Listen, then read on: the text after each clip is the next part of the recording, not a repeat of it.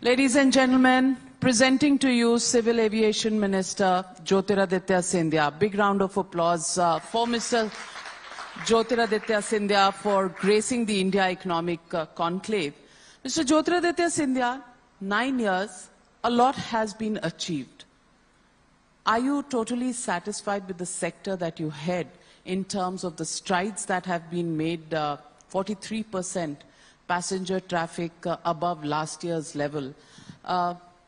Do you think you thought about this happening in the manner it has? And do you think this is going to continue, the growth story in the aviation sector? So Navika, first of all, thank you very much for having me, and it's always a pleasure to be at this conference, to be hosted by Navika, and to hope against hope that she doesn't grill you, but nevertheless. Let me say this, that the transportation sector in India has gone through a huge change over the last 9 years. I think you are sitting on the cusp, even with this growth, of a revolution. And that the underpinning of that, Navika, if I may, are based upon 4 fundamental precepts that have transformed India in the last 9 years under the leadership of Prime Minister Modi. The first, of course, is the fact that India today is the only bright, shining star on the economic paradigm across the world, growing at 6.1% on a compounded annual growth rate basis. And don't forget that the magic in an economic story lies not necessarily in blips of economic growth of 10% or 9% or 8%, but really a CAGR of upwards of 5.5% that transforms lives across the world. And same has been the story in the US, a country that one looks at in terms of its economic strength. The US grew at 2%, but it grew at 2% for 100 years. And that's what transformed the US's story. So the first is economic growth. The second is the increasing urbanization that's happening in India. India over the last 9 years has today grown to roughly about 34% of our population living in urban agglomerates. And that number is only going to grow by the year 2030 to close to about 40%. That brings with it a tremendous amount of latent demand. Third is the increasing disposable income among all our people across the length and breadth of India. And finally, the fourth, which I believe is one of the most important factors, is the aspirations of us as Indians has really reached new heights. So I think these 4 fundamental precepts are bringing about a fundamental transformation in the way the transportation sector is changing. Civil aviation, 2013-14, we transported roughly about 6 crore passengers domestically. Last year, we transported close to about 14.5 crore passengers domestically. So the sector itself has doubled, or more than doubled, in the last 9 years. And if you ask me honestly, number for 2030, I'm looking at this sector going at from 14.5 crore passengers to close to 45 crore passengers. So that's the kind of growth numbers that you're looking at in the next 7 to 8 years, with the tremendous amount and desire for people to travel. Underpinning of that is a change in the way we are rolling out the sector. India built 74 airports from independence till 2013. That's roughly about 66 years. 2014, 67 years. And in the last 9 years, we have built 74 airports, heliports, and waterdromes, doubled that number to 148. So what India managed to do in 67 years, we have done in the last 9 years. But the journey has just started. And through this conference, I'd like to inform our viewers as well, we've pegged the number really high over the next 4 years. We plan to take this number from 148 to upwards of 200 airports, waterdromes, and heliports in India over the next 4 to 5 years. So that's the kind of potential that we're looking at going forward, both in terms of passenger traffic and in terms of infrastructure. Mr. Scindia, you made a statement that you have a massive game plan coming up for the aviation sector. Since you made that remark, people have stopped breathing. They're waiting for you to unveil the massive game plan. On the India Economic Conclave, would you want our audiences to know what that massive game plan is all about? So that's a good follow-up question, because once you define your mission and the growth drivers and demand, then the next plausible question is how are you going to make sure that you're able to service that demand? And I'm in a service industry, I'm in a service business. And therefore, the two fundamental, again, precepts based with that, if you look at airports, when I talk about the fact that we're going to grow from 148 to almost 200, 220 airports over the next 4 to 5 years, we have close to a 98,000 crore capex plan in place for the next 3 to 4 years. That is going to be driven not only by the private sector, but it's going to be driven by the private sector and the public sector through Airports Authority of India. Airports Authority of India will roughly do a capex between 32 to 34,000 crores out of those 98,000 crores, which will cover 42 greenfield airports and 42 brownfield airports and 3 greenfield airports, of which one we've already built in Holongi in Arunachal Pradesh at a cost of roughly about 750 crores. The private sector, through the capex number that I just talked about, roughly about 60,000 crores odd, will expand capacity in 4 brownfield airports and build out an additional 3 greenfield airports. So that being the plan from a macro perspective, civil aviation has always worked on a hub and spoke policy. So when you look at both the hubs and the spokes, we've got 6 metros in our country. Our current throughput capacity in our 6 metros, which is Bombay, Delhi, Kolkata, Hyderabad, Bengaluru, Chennai, those 6 metros is roughly about 220 million throughput on an annual basis. In the next 3 to 4 years, that throughput on these 6 airports, including Jewar and Navi Mumbai, which are coming up, will go to a 425 million. So those are the numbers that we're talking about. Delhi Airport today services roughly about 70 million passengers. We're going to grow that number to 109 million by the end of this year with a new 4th terminal and a new runway. It's going to become one of the largest airports in the world today, even beyond Atlanta. That's the kind of scale that civil aviation is going to grow at. When you look at aircrafts, because you've got to have aircrafts that when you're expanding airport capacity, we had roughly about 400 aircrafts in 2013-14. We've grown that fleet by almost 75% to 700 aircraft. And my rough back-of-the-envelope number for the next 5 to 7 years is this 700 should easily go to 1,200 or 1,400. So you're going to have a huge increase in your fleet capacity. And mind you, when I talk about fleet capacity and I talk about airports, we're not only talking about big cities, tier 1 cities in India. It's our initiative to take civil aviation to tier 2 and tier 3 cities. And therefore, last mile connectivity for me is extremely important. So I'm not only concentrating on international traffic, on Airbus and 737s, but also sub-20-seater aircrafts. Your Cessna Citations, your smaller aircraft, looking at helicopters in terms of last mile connectivity into northeast areas, into hilly states, into Jammu and Kashmir. Through Udan, we are bringing about a new round. We did Udan 4.2, which looked at only small aircraft and helicopters, close to about 186 routes. Udan 5.1, which I'm going to bring out in the next couple of months, will again look only at helicopters.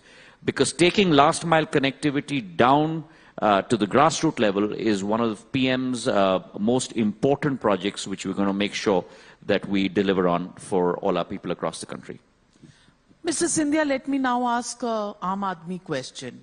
And we have a viewer who has sent us a question who says that Delhi to Leh tickets today cost 52,000 rupees and Delhi to Paris, 56,000 rupees.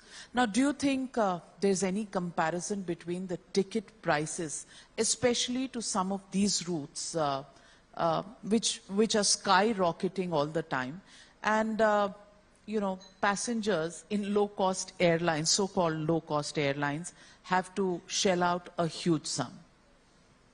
So first, let me add a caveat and say that civil aviation is a deregulated sector, okay? And the last thing that Navika, you, I'm sure, would be auguring for is to start regulating a deregulated sector, because then for all the years that you've been in this business, you'll be going in reverse gear from what you've been advocating throughout your career. But that being said, I think still Maybe the regulator needs a nudge? Sorry? Is the regulator looking at these prices? Do they need a nudge? Because these are questions people are asking. Correct. So the point that I was trying to make to you, and I'm going to try and make that point once again, is that we are a deregulated sector, right? In 1993, in fact, my father brought in open sky policy, as you well recall, and we deregulated the civil aviation sector. So there is no regulator for pricing of fares. But having said that, I think it's important to understand the dynamics across which this industry works. And there are two dynamics that are in play today. One, very clearly, the civil aviation sector and the industry is a seasonal industry. So you have high points, which start in festive season in October. So October through Jan is high season for this industry. Then you go into a lull, starting Jan until April, May, when the summer season kicks in and holidays and all of that sort of season starts, which is what we're going through right now. And therefore, you have high demand that steps in again, which then peters off prior to monsoon. So A, we are a seasonal industry, and therefore there are crests and troughs from a demand point of view. B, we've had a unusual situation and an unusual crisis that we've had to deal with. The sector that you've talked about, and very rightfully so, used to be serviced by Go First.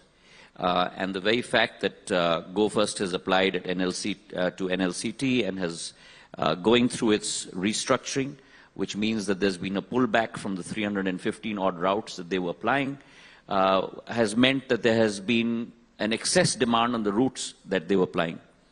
Now, we've given additional routes to other airlines, but it's a very piquant situation, if I may use that word, because I doubt whether any sector has kind of seen the vicissitudes that civil aviation has seen over the last 3 years. 3 years ago, you had a time when all your planes were sitting on the ground and there was not a single passenger for any one of these aircraft. And today, we have all our aircraft up in the air, but we don't have enough aircraft to service the demand. And the reason why we don't have enough aircraft is because the main suppliers of aircraft across the world, whether it's Airbus or it's Boeing or engine suppliers, Pratt & Whitney, all have supply chain issues. And therefore, they're not able to service in terms of the demand that is out there. Now, one of the main reasons that we have this kind of piquant situation is also because of a supply chain issue with regard to Pratt & Whitney. But having said that, I have put together a group as we speak in the last couple of days. We are doing our analysis in-house on a lot of these routes. One of the two airports that have been, or two destinations, if you will, that have been affected the most by this unusual event is one, Srinagar, and the second is Pune, slightly Ahmedabad. And we're doing a full analysis on this. And we will speak to our airlines to make sure that fares are within a certain level, and we will try our best. But it's a issue that has been created due to an unforeseen demand-supply imbalance, which was not the case last year. Mr. Scindia, the deregulated sector, as you say, petroleum is also deregulated. But it's often seen, and I can give you statistic information, I can send it across to your office, where that whenever there are elections around the corner, somehow the deregulation goes on hold, and then just post-elections, the deregulation comes back. Are we waiting for elections? I don't think you can compare civil aviation and petroleum, to be very honest, because even though We've done away with APM. There is, at the end of the day, most of the refining companies and the E&P companies, exploration and production companies, are still under the government's ambit. There are no carriers today apart from Alliance Air, which has 16 ATRs or 22 ATRs that are within the ambit of government. So we are truly a deregulated sector, even though when we had Air India under our fold, there was no regulation on ticket pricing. And that has been the case through successive governments, whether it was our government or a Congress government or maybe a third front government or so on and so forth. But having said that, as I mentioned to you, that it's something that is on my table, it's something that is being analyzed today, and in the next couple of days, once that analysis comes through, and where you see a great degree of volatility between, let's say, 14-day pricing or 30-day pricing and one-day pricing, we shall certainly speak to the airlines, but as you are also well aware, the industry goes through something called an RBD, which is Reservation Bucket Designators, and this is an international practice. And if you and I book a ticket, let's say 30 days down the road, you will get it at rock bottom prices. But if it is a spot ticket, which is for tomorrow, then there is a high degree of volatility, whether you look at international travel, domestic travel. Internationally, that is the practice. Point one. Point two, you also have to understand, Navika, and this is not directly related to your question, but it's important. Air turbine fuel is close to about 40% of the cost structure of an airline. And ATF price pre-COVID used to be 53,000 rupees a kiloliter odd, somewhere around there. Today, ATF pricing is close to about 1,07,000 rupees a kiloliter. So when input cost has gone up by over 100%, and that is 40% of your cost structure, and for airlines that are not making money or just about turning around, that also becomes 40% of your revenue structure. And therefore, the levers that you have control over are fairly limited. And so these are situations that we're grappling with. One of the things that I did in the last 2.5 years, looking at this financial structure of the industry, is to look at what are the levers that we can work with. And one of the things that jumped out at me was the fact that we had within our country only about 12 states that charged VAT on ATF ranging between 1% to 4%. And we had 24 states and union territories in our country that charged VAT on ATF ranging between 20 to 30%. So imagine the double whammy. Your ATF price doubles by 100%. On that, you have to pay an additional 20 to 30% VAT on ATF. Where is the sense of running that business? And therefore, I went out to a number of states because civil aviation, the complexion of the industry has changed. The economic multipliers, the employment multipliers that it brings with it are tremendous.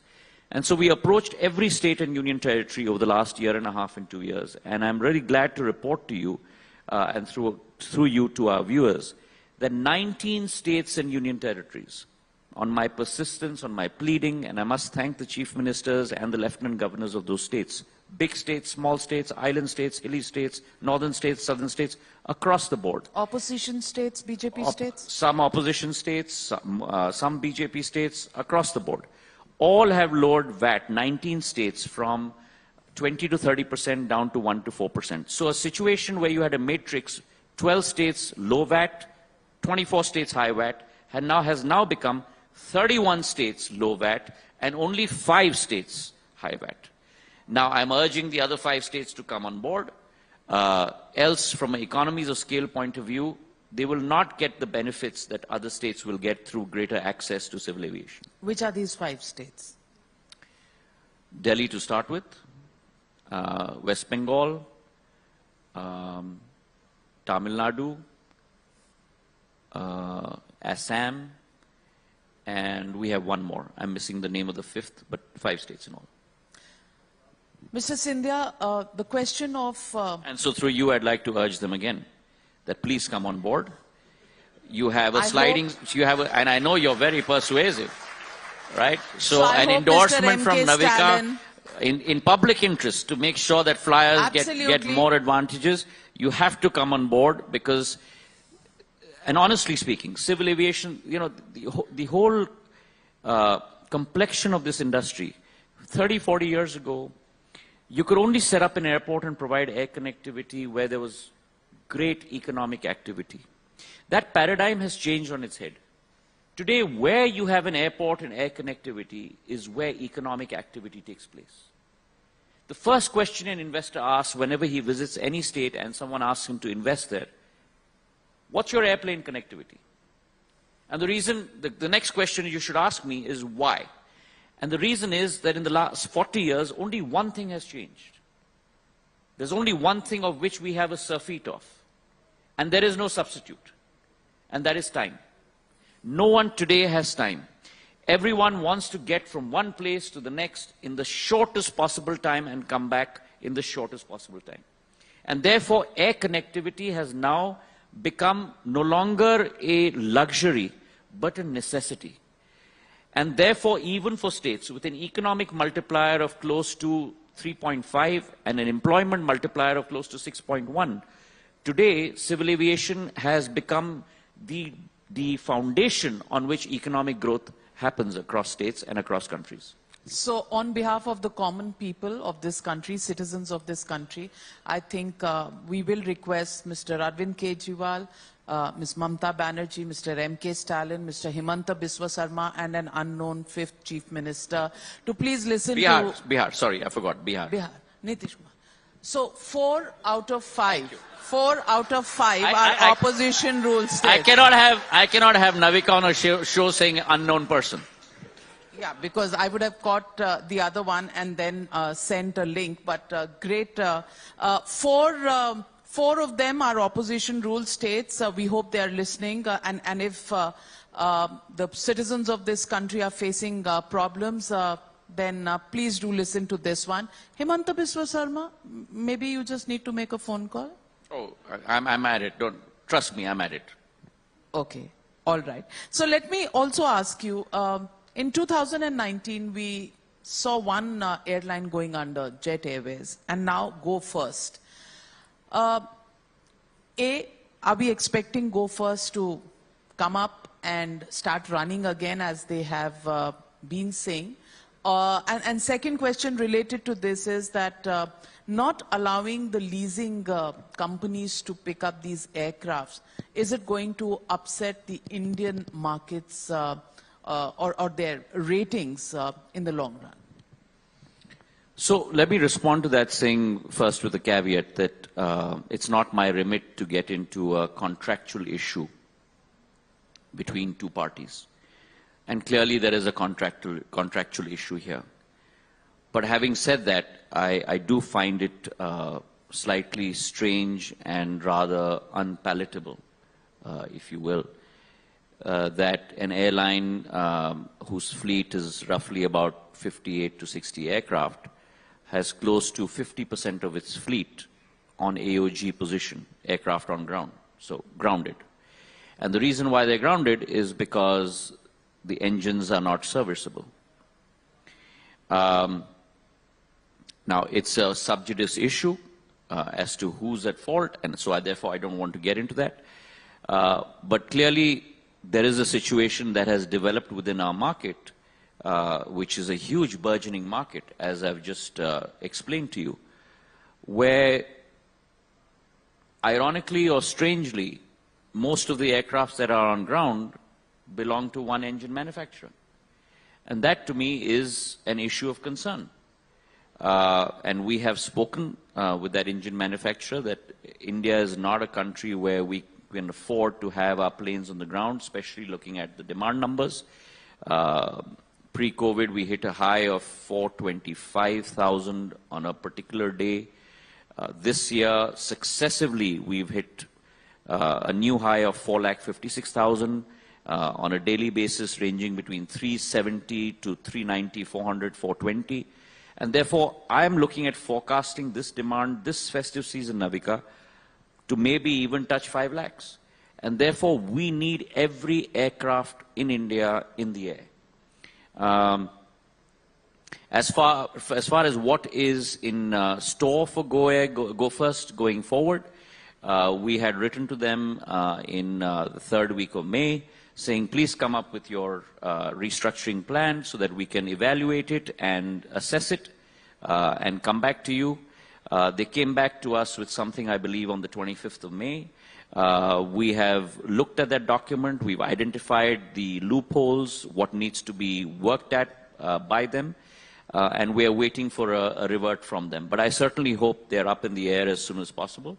To your last question in terms of lessors being able to repossess their aircraft, as I said, NLCT has passed a moratorium order. Lessors are still in court, so it's a sub judice matter.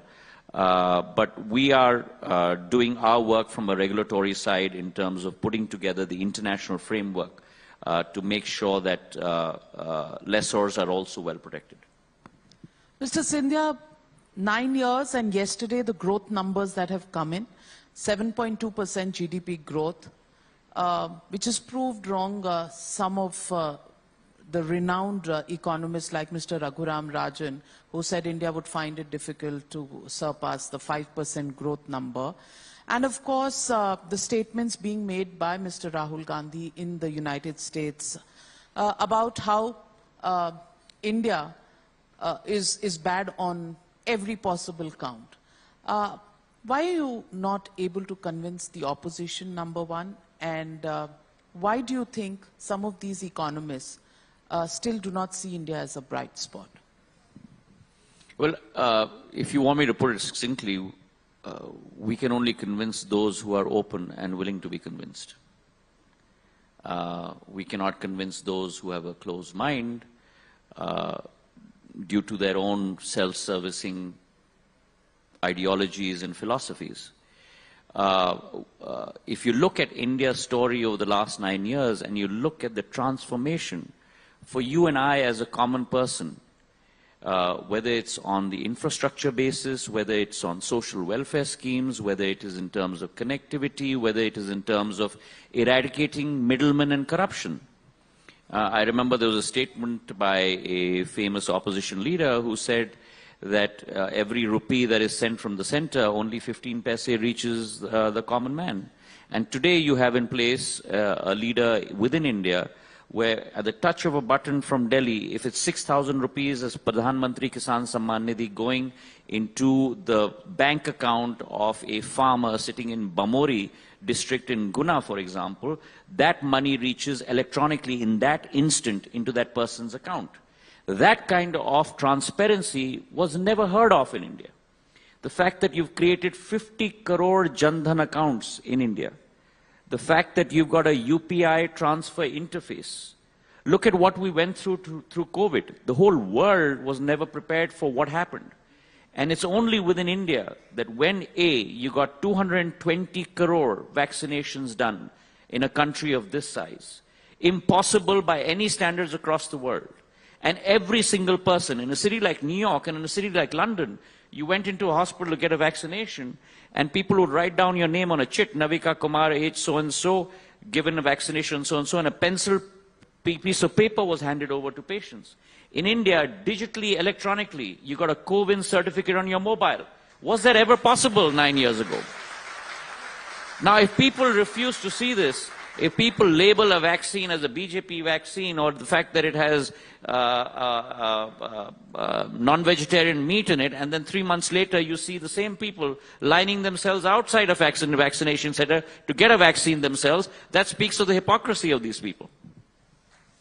Mr. Jyotiraditya Scindia, election season around the corner. Are you a contender for the Madhya Pradesh Chief Minister's top job? Hand on your heart. Navika has, in the 23 odd years that I have known her, has repeatedly asked me this question, and I don't know when I'm going to be able to satisfy her. You can't, because you left a certain party to join the BJP. Because last time around, they didn't keep up their promises to Not you. at all. I'm so surprised and shocked to hear you make that statement. Let me be very clear, Navika. You've known my father. I don't know whether you knew my grandmother or not. But whether it's my grandmother, my father, and I have the same blood. This is not a family that has ever in its history been after post or position. Ever. My father, when that airplane crash happened, he was the first person to go in and resign. When the Madhya Pradesh results came out, and we had a conversation, we had a discussion, and the choice was made that Navika is going to become the Chief Minister of Madhya Pradesh. I said, absolutely, and I will support her completely. And I immediately went and made an announcement. My move from the Congress was not because of post, was not because of position. My move from the Congress was because the Congress party did not keep my self-respect. When I was humiliated and insulted by the Chief Minister in his chair, and I only asked for my self-respect. I did not ask for a position, I did not ask for a post, and I certainly didn't ask for this. But one thing I will not compromise with in my life, and that is with my self-respect. And I think that is the most important tenet for anyone sitting in this room. Absolutely. And so to answer your question, my race and my thirst is not for a chair. My life is about service. My life is not about politics. My pursuit is not politics. My pursuit is to make sure that Jan Seva is done. My father used to say a line, Navika, and it never made sense to me till he passed away. He said, "Zindagi mein kabhi bhi laksh rajniti nahi honi chahiye. Laksh Jan Seva hona chahiye. और राजनीति केवल एक माध्यम होनी चाहिए उस लक्ष्य की पूर्ति करने के लिए, उससे ज्यादा नहीं." That's the spirit with which I carry on my life. So no, my race is not for a post. My race is not for a position. Yes, but I am ambitious.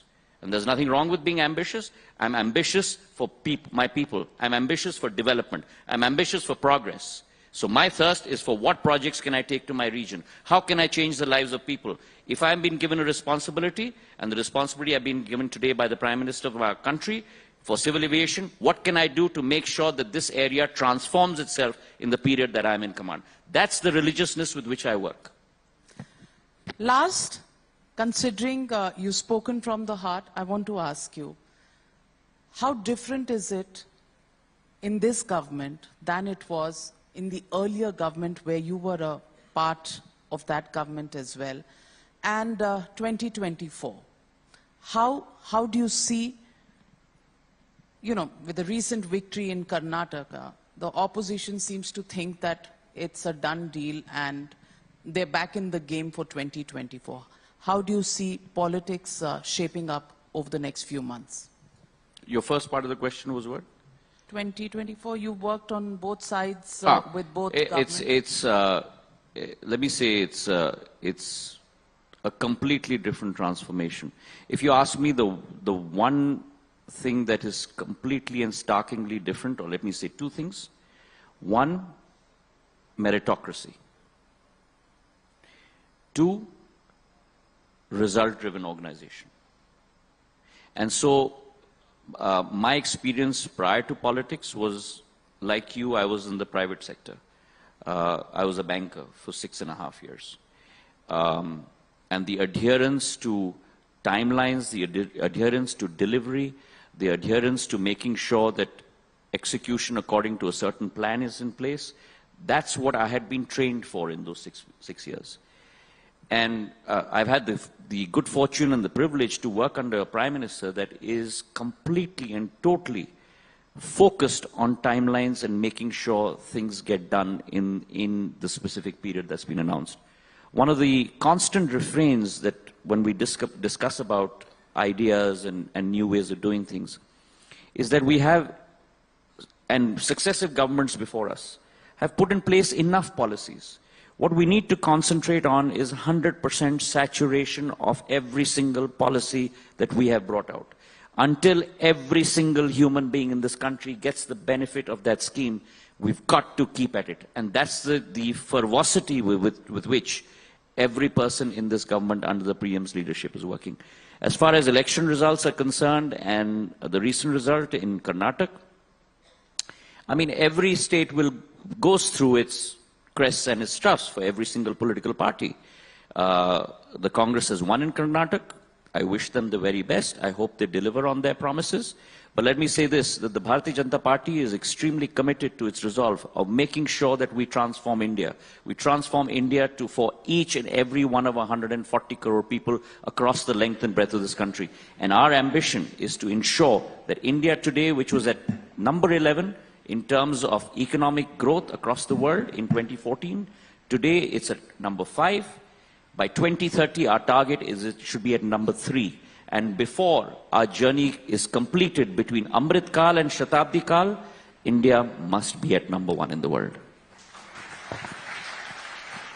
As always, spoken from the heart. Pleasure to speak with you, Jyotiraditya Scindia. Thank you for being with us at this very important forum of India Economic Conclave. Big round of applause. Thank you very much for having me.